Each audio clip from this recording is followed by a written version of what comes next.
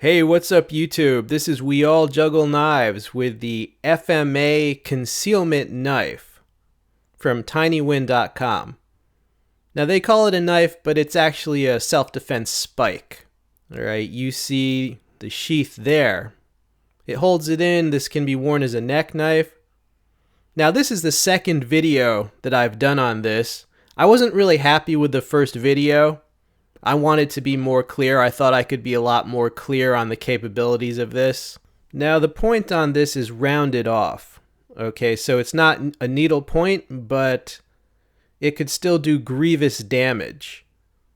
You see the texture there? It gives an excellent grip all the way around in a variety of grips. Right, whether a hammer grip, it's got that lanyard to aid you in getting a grip on this because it's not that long. It's a bit shorter than a pen.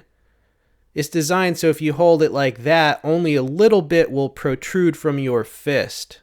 However, you can also just use it like a shank like that, meaning you're holding it farther down, right, so that more length of it can go into the target.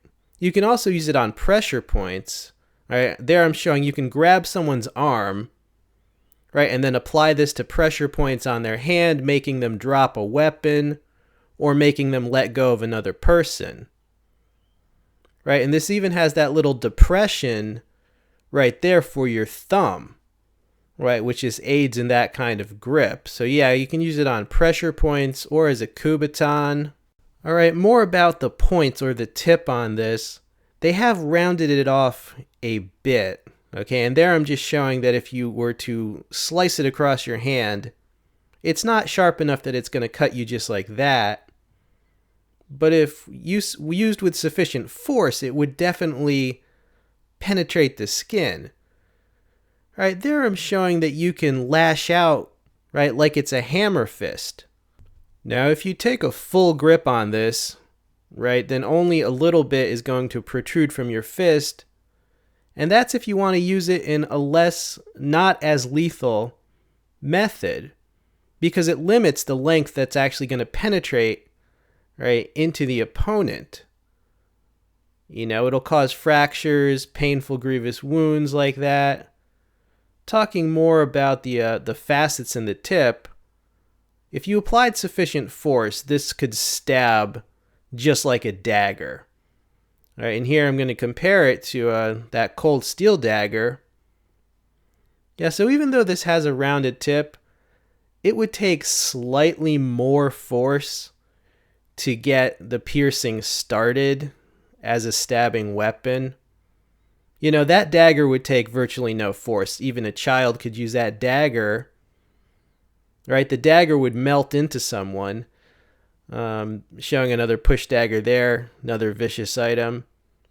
Right, but what people wanted me to stress that I didn't in the first video was that even though this would take slightly more force than the dagger to get the piercing started, once it was started, this thing is every bit as deadly in terms of reaching vital areas as a dagger would be. You know, I didn't want to get into this too much in the first video because, you know, people get all offended, oh my god. And I'm not here to tell you, like, how to win a prison fight, you know, it's supposed to be a self-defense item. But since people complained anyway, I don't care anymore. So yeah, I mean, we can talk about the more deadly aspects of this. There I'm showing how thick this is. You know, a couple people said, oh, well, I mean, you could just stab someone with a pencil or a pen or a pointy stick for that matter. You know, you don't need a thick piece of aluminum. Well, that's true. I mean, and people do that. People do get stabbed with pencils a lot, actually. There I'm listing the benefits of this, that it's thick, concealable, and gives a good grip. Right, but people do get stabbed with pens all the time. Pens, pencils, screwdrivers. But the thing about this is that, you know, with a pencil, if you stab full force, the pencil has a good chance of breaking, which is bad for the person it breaks off into. But now your weapon is shorter, it's broken, and if there's more people you need to take care of, you know, you don't want a broken weapon. So yeah, you could use a pencil, but this is a lot better, a lot more sturdy. It's not going to break. All right, but more on the deadly aspects. Usually people say a blade needs to be at least 3 inches in length to be reasonably expected to reach the vital areas on an opponent. And generally that's true, but it's not always true because there are some targets on the human body, such as the throat, the eye, the side of the neck with the carotid artery, the jugular vein, depending on how big the person is, like up on the leg towards the crease of the thigh, there's the femoral artery. So some parts of the human body, something could be a whole lot shorter and still reach something that was essentially a fatal target.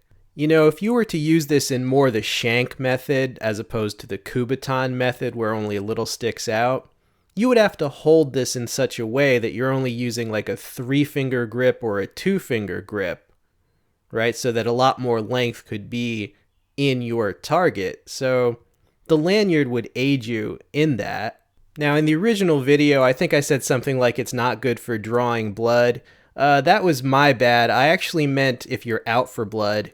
You see, the problem with these videos is I'm trying to think of euphemisms that will offend the least number of people, right? So I really meant, if you're out to do maximum damage, just use that freaking push dagger, But I didn't mean to imply that you can't. I mean, anything can draw blood. I could hit someone with a bowling ball hard enough times and there'd be blood everywhere. You know what I'm saying? I have a 4-foot piece of rebar right next to me that I'm using to make like a sword breaker handle for a spear.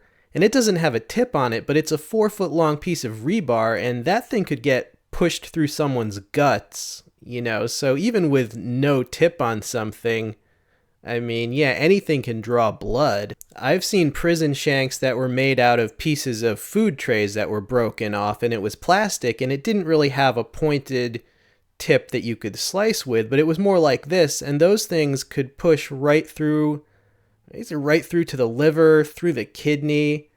I've also seen shanks made out of like a bed spring, and again, it didn't really have a classic tip like a knife, but with sufficient force, once the piercing gets started, right, you're in there. So yeah, I just want to make that correction, make it absolutely clear. Yeah, I mean, you could definitely stab with this, you could draw blood, you could reach vitals. It's a deadly item depending on how you use it.